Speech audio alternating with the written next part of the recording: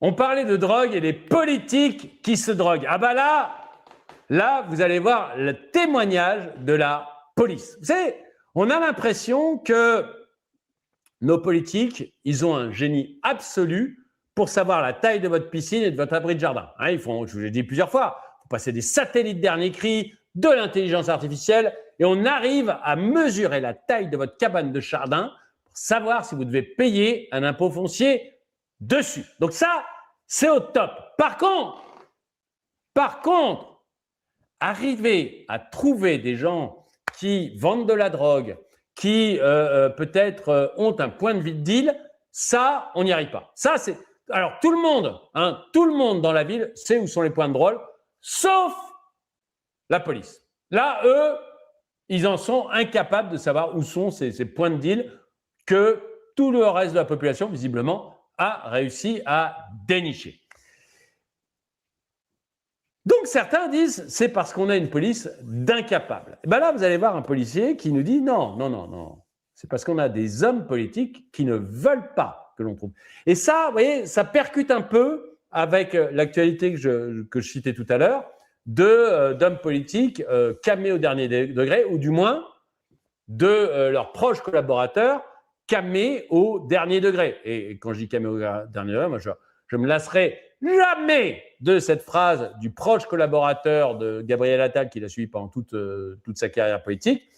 Je me dézinguais à m'en faire péter la couscoussière. Voilà, donc vraiment au maximum. Et donc, je vais vous faire écouter ce policier qui lui dit non, attendez. Nous, s'il y a un problème, si on nous demande d'intervenir, on va régler le problème du trafic de drogue, mais comme ça. Mais à toute vitesse. Ah, mais à toute vitesse. Notre problème, c'est le politique et les juges. Et je vais vous montrer ça parce que j'ai trouvé ça très intéressant. Alors, c'est un homme qui sait de quoi il parle, parce qu'il est délégué national du RAID, de la BRI et du déminage. 3 petits trucs de gardien de la paix, pas très doués, quoi. Je vais vous le faire écouter parce que c'est quand même intéressant.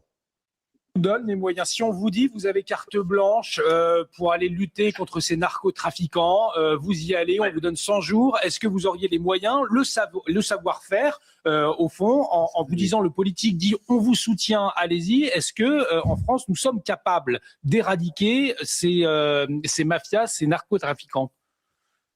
Évidemment, vous imaginez quoi, que la police, parce que nos politiques sont hypogonadiques, parce que nos politiques sont manque de courage, vous imaginez que la police n'en a pas, vous imaginez que les copains du RAID, les copains de la BRI, les copains du déminage, les copains de la sécurité publique et tous les services qui sont spécialisés dans la lutte contre la délinquance de petite ou de haut ou du bas du spectre sont pas capables d'endiguer la violence en France?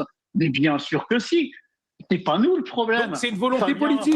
Il faut une volonté politique. Mais monsieur Fabien Vandelmeldrick, il y a quelque temps, avait dit que le problème de la police, c'était la justice. Mais le problème de la police, c'est le manque de courage. Le problème des Français, c'est cette espèce de narratif que l'on nous rabat depuis des années, qui est quasiment l'héritage 68 heures de dire il est interdit d'interdire. Et puis, oh, les pauvres gamins, qu'est-ce qu'ils ont subi dans leur vie? Et il faudrait maintenant accepter qu'ils puissent... je ne reviendrai pas sur le gamin, là, Hamza, là, mais vous vous rendez compte du monde dans lequel on vit? Mais moi, je vous réponds, oui, demain. Et moi, je vous dis, et à la limite, je peux y mettre tout ce que j'ai de plus cher. Demain, laissez-nous 6 mois, laissez-nous une politique avec du courage, laissez-nous la possibilité de travailler. Et je pense pas non plus que mon collègue Reda me dira que nous ne serions pas capables de le faire. Parce que ça voudrait dire que ce sont nous les incapables. C'est pas nous les incapables. Les incapables dans le domaine de lutte contre le haut du spectre comme du bas du spectre, c'est pas la police, les incapables. Les incapables, ce sont les gens pour lesquels on travaille à l'instant T. Et je parle pas des Français, je parle de nos donneurs d'ordre et je parle du cadre législatif dans lequel on nous oblige à travailler. Vincent Ergotte, nous devons marquer une pause. Alors, c'est vrai que, voilà, moi, vous savez, ce qui m'a beaucoup marqué, c'est Bukele.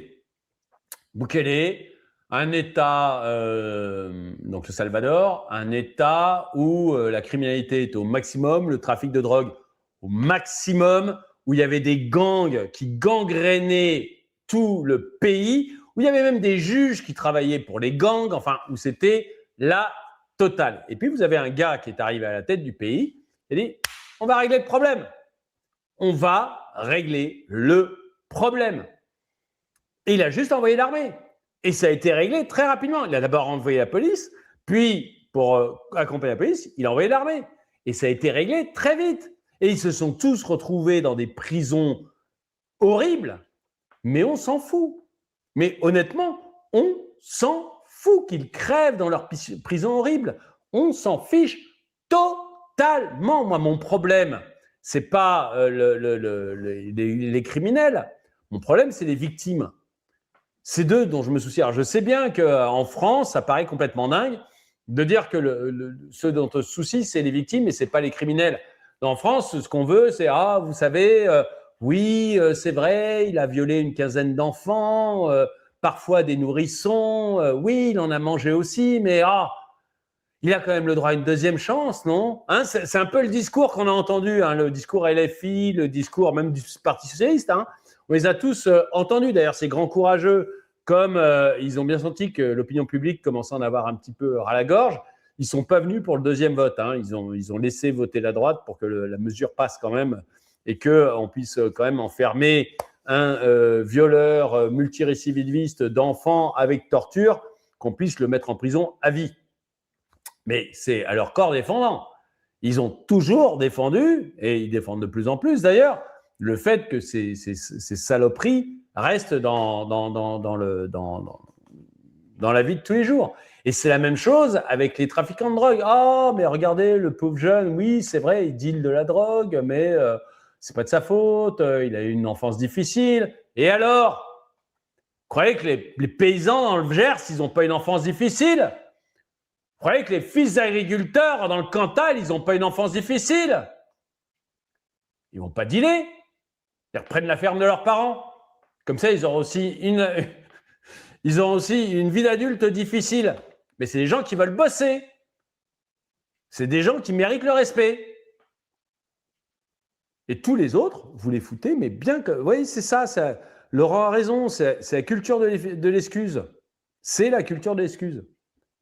Mais ce qu'il faut, c'est construire des prisons dans les îles Kerguelen, dans des endroits bien pourraves, mais alors bien pourraves, et aller foutre tous les trafiquants de drogue là-bas, à côté des terroristes. Comme ça, ils se tiendront compagnie. Et encore une fois, on ne parle pas, vous voyez, on ne parle pas du voleur de pommes. Hein, on ne parle pas du voleur de pommes. On ne parle pas du comptable qui a un peu manipulé les comptes pour tirer un peu d'argent dans la caisse.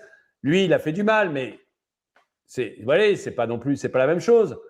Là, on parle de gens qui vendent de la drogue, donc de la mort, aux enfants ou aux adultes. Et là, il n'y a pas...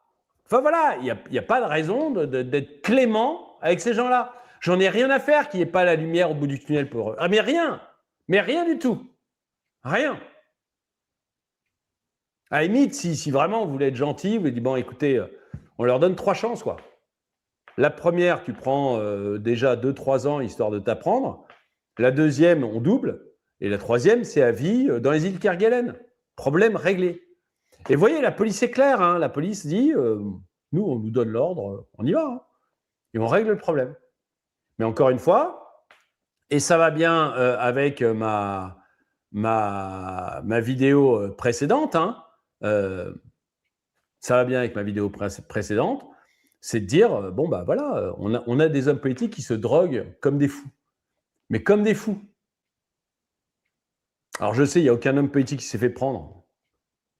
Hein, il y a juste les membres de leur cabinet là, qui se font prendre les uns après les autres comme des lapins. Et évidemment, les hommes politiques, évidemment, ne se droguent pas.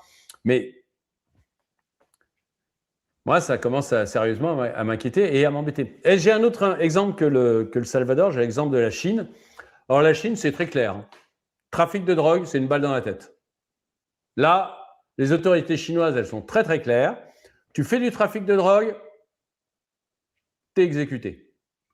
Problème réglé. Mais du coup, vous n'avez plus de problème de drogue en Chine. C'est terminé. Il n'y a pas de problème de drogue en Chine. Alors la Chine, elle a toute une histoire avec la drogue. C'est la drogue est la raison principale du siècle de la honte pour la Chine. Vous savez que la Chine, bon, c'est pas un bon commerçant, la Chine. C'est quelqu'un qui essaye d'entuber les gens avec lesquels ils vendent, etc. Et notamment avec les Anglais, entre la Chine et l'Angleterre, il y a eu cette relation très, très difficile. C'est-à-dire que les Chinois vendaient beaucoup de trucs aux Anglais, mais ils ne voulaient rien acheter aux Anglais. Donc les Anglais, ça les a un peu énervés à un moment, et ils ont trouvé un truc à vendre aux Chinois, c'était l'opium. Et l'opium, ça a mis la population chinoise, mais KO, quoi. Mais vraiment KO. Et quand la Chine a dit non, mais attendez, on va arrêter l'opium parce que c'est en train de tuer notre peuple, l'Angleterre a dit non, non, terminé, maintenant on vous le vend et vous allez le garder. Et l'Angleterre a envahi la Chine à ce moment-là. Et donc, ils ont un souvenir de la drogue, notamment par l'opium, qui est catastrophique, les Chinois. Et donc, le gouvernement chinois, maintenant, si vous faites du trafic de drogue, c'est peine de mort. C'est automatique. Et il y a un Français qui en a fait les frais, je crois. Non, c'est cette année. Il y a un Français qui a été exécuté pour ça. Et ça rigole pas du tout. Mais la contrepartie, c'est que vous n'avez plus aucun problème de drogue en Chine. Plus aucun. Alors dites-moi, est-ce qu'il faut faire une prison asile Kerguelen? Est-ce qu'il faut laisser nos policiers faire leur travail et être intransigeants avec la drogue, faire une prison asile Kerguelen ou carrément copier le modèle chinois de la peine de mort pour les trafiquants de drogue? Dites-le moi dans les commentaires, ou peut-être que vous pensez, comme visiblement nos hommes politiques, est-ce que ça vaut vraiment la peine d'en reparler de la drogue? Hein? Est-ce que c'est si grave que ça? Dites-le moi dans les commentaires.